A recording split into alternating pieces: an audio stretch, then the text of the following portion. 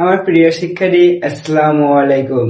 আজকের বিষয় প্রশ্ন থেকে কিভাবে অ্যান্সার করতে হয় আর কিভাবে লিখলে সম্পূর্ণ 10-এর ভিতরে 10 নম্বর পাওয়া সম্ভব।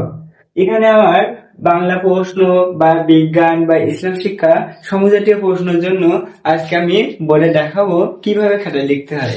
এখানে আমার প্রশ্ন নাম্বার থাকে, যদি আমার সাপোজ দেওয়া না থাকলেও ধরো আমি 1 নম্বর প্রশ্নের উত্তর লিখবো। এখানে হলো নম্বর প্রশ্নের উত্তর 1 অথবা 3 অথবা 5। আমি রেখে গেল প্রথমে 1 নম্বর প্রশ্নের উত্তর লিখবো। 1 নম্বর প্রশ্নের উত্তর এইগুলো আমরা এই মার্জিনের সাইডে টানবো না, মার্জিনের ওই সাইডে এর উপরে এখানে লিখবো যে 1 নম্বর প্রশ্নের উত্তর।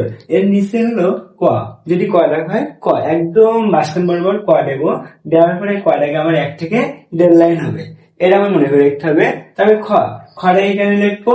খটাকের অ্যান্সারটা প্রথমে যে কবি কি বলতে চাইছেন, কি বোঝাতে চাইছেন বুঝাই লেখাটা 1 থেকে 1.5 লাইন হবে, আর বাকি লেখাগুলো আরেকটা প্যারা। খটাকে 2টা প্যারা হবে। গটাকে আসি। গটাকে হলো প্রথম প্যারাটা, এখানে যে সাদৃশ্য, 2টা গল্পের মধ্যে সাদৃশ্য, 2টা কবিতার মধ্যে সাদৃশ্য যদি থাকে তাহলে গটাকে এইটা সাদৃশ্য আকারে হয়ে যাবে।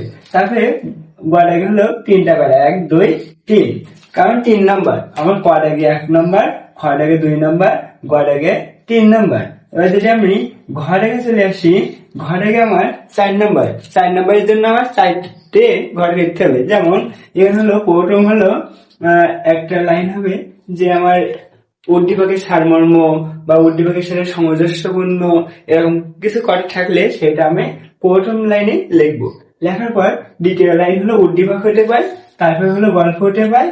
উদ্দীপক গল্পের মধ্যে এই বিষয়টা মিল আছে, আর এগুলো আমাদের মেনে চলা উচিত। এরকম বিষয় হলে আমরা ক খ গ ঘ 4 পৃষ্ঠায় লিখতে পারবো। খুব সহজে এই নিয়মে লিখলে 10-এর মধ্যে 10 পাওয়া সম্ভব। ধন্যবাদ সবাইকে।